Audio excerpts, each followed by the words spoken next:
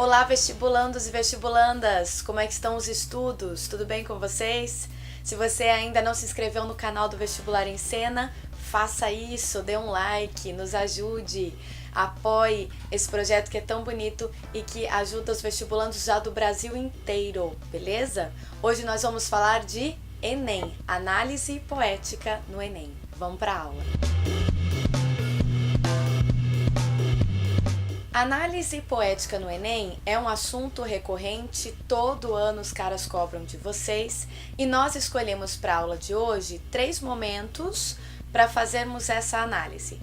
Escolhemos poesia romântica, metade do século XIX, escolhemos poesia parnasiana, finalzinho do século XIX, e por fim poesia modernista, e ficamos ali com a primeira metade do século XX, ou seja, o primeiro tempo do modernismo.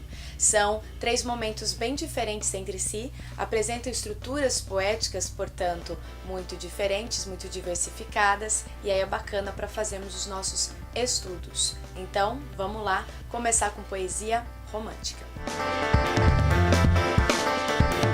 Queridos, a poesia romântica foi iniciada no Brasil ainda na primeira metade do século XIX, com um poeta, diplomata, político, médico e ensaísta chamado Gonçalves de Magalhães. Atenção, não vá confundir com Gonçalves Dias, Gonçalves de Magalhães, que em 1836 publicou a obra Suspiros Poéticos e Saudades.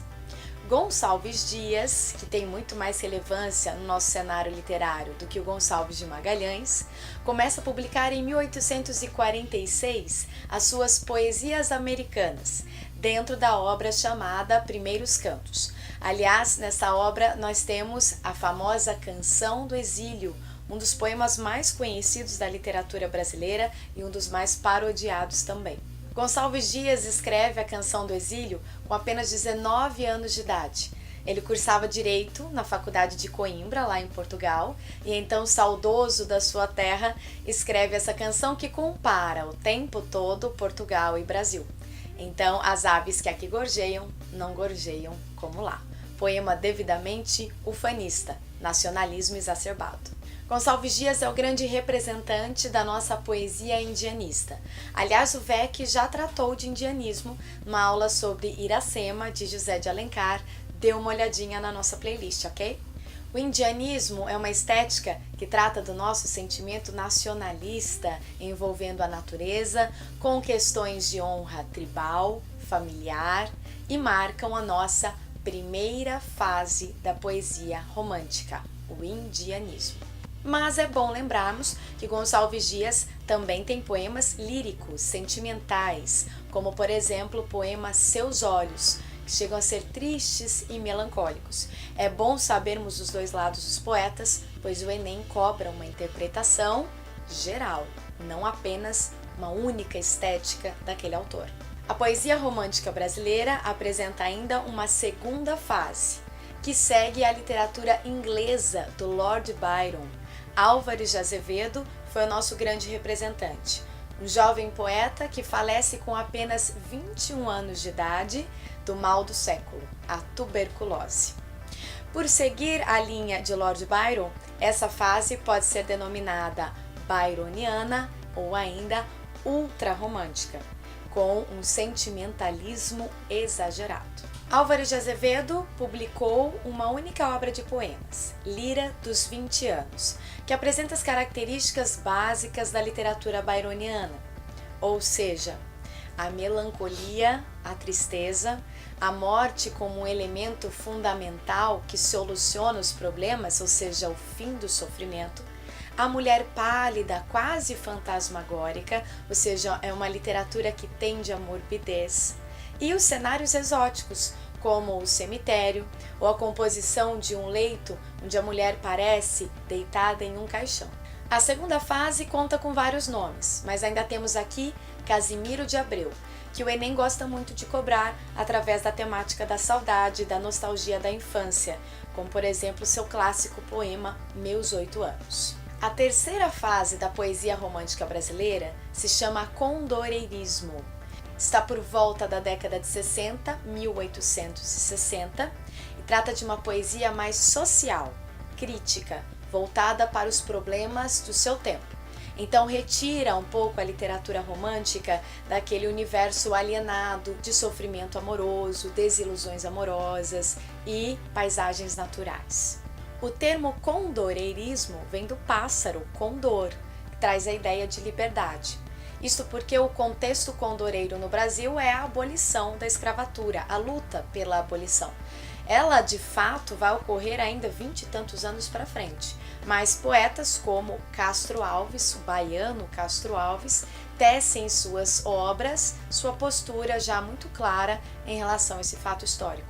Poemas como Navio Negreiro, Vozes da África e Os Escravos mostram isso. Mostram que a poesia romântica está começando a colocar os pezinhos na chamada poesia realista, a escola realista, que é a próxima literatura em questão.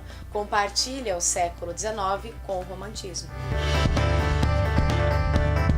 Vamos tratar da poesia parnasiana. Esta que sempre é cobrada pelos grandes vestibulares, como o Enem, principalmente através dos seus aspectos estruturais. O termo parnasianismo faz referência ao Monte Parnaso, da mitologia grega, local onde era morada dos deuses. Bom, isso quer dizer que estes poetas se colocam ao nível de deuses, de homens perfeitos que buscam fazer então uma poesia bela, sem nenhum tipo de erro ou equívoco. A inspiração nos valores da antiguidade clássica é recorrente em literaturas de língua portuguesa. Luís de Camões, Renascimento, lá na escola classicista do século XVI.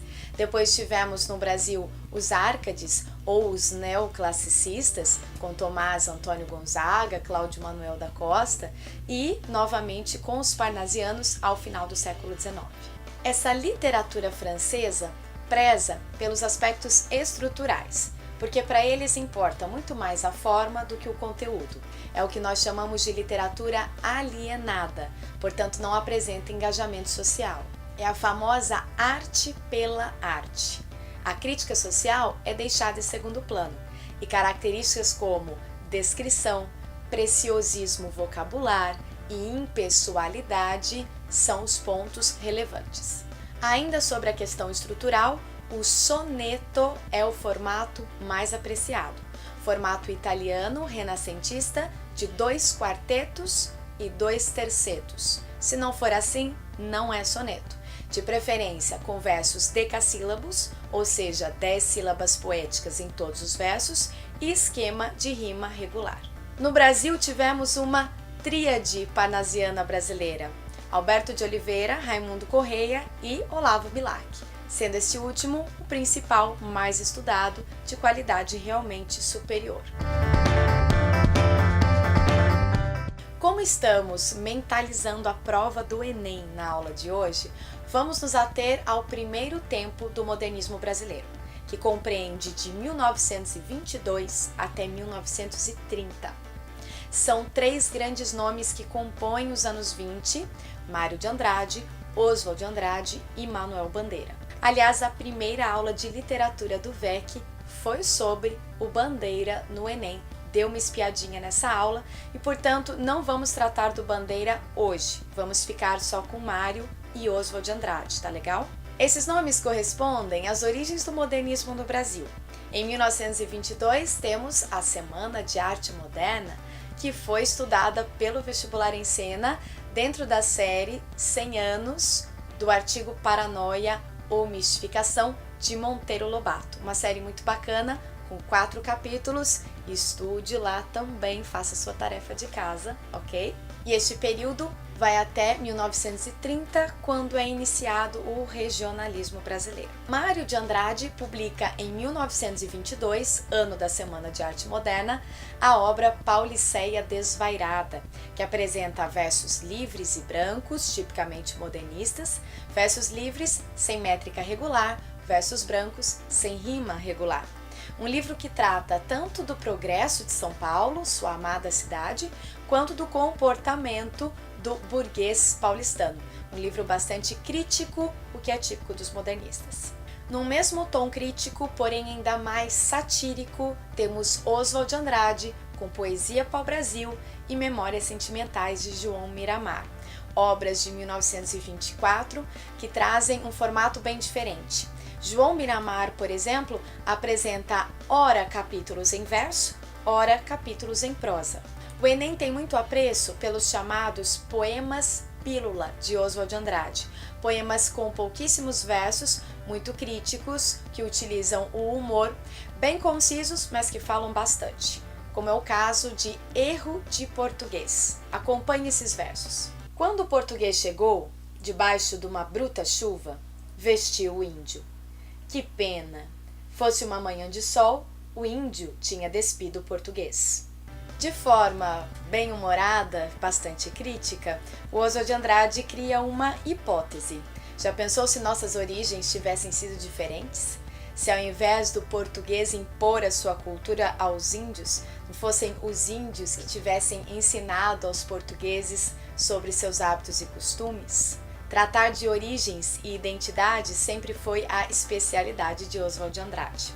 O Enem, aliás, já cobrou este poema com o seguinte enunciado: o primitivismo observável no poema de Oswald de Andrade caracteriza de forma marcante, letra A, o regionalismo do Nordeste, B, o concretismo paulista, C, a poesia pau-brasil, D, o simbolismo pré-modernista, ou E, o tropicalismo baiano. Vamos analisar cada alternativa. Repare que o Enem cobrou de você vários conceitos, conhecimentos de vários períodos literários, dentre essas 5 alternativas. Por exemplo, a letra A está errada porque está tratando de regionalismo, uma estética da prosa brasileira dos anos 30, prosa de denúncia social, não é o caso. A letra B fala de concretismo, movimento literário de São Paulo dos anos 50, que tem como líderes Décio Pinhatari e os Irmãos Campos, uma literatura que tem apelo visual. Tudo bem que esses caras se inspiram mesmo nos modernistas como Oswald de Andrade, mas são literaturas bem diferentes. Queridos, a letra C é a correta. O movimento Pau-Brasil foi consolidado por Oswald de Andrade, através do Manifesto Pau-Brasil, publicado em 1924. Trata de nossa identidade, nosso povo, aquilo que representa a nossa linguagem, nossos hábitos e costumes. E o poeminha Erro de Português se encaixa perfeitamente neste tema origens. A letra D não poderia ser porque trata da poesia hermética e sinestésica dos simbolistas, final do século XIX.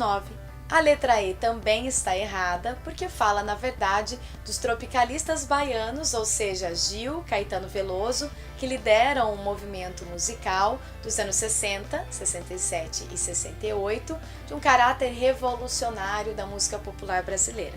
Espero que a aula de hoje tenha contribuído bastante para os seus estudos de interpretação poética no Enem. Continue nos acompanhando nas redes sociais, Facebook, Instagram. Se ainda não se inscreveu no YouTube, faça isso. Queridos, sucesso na prova, bons estudos. Tchau, tchau!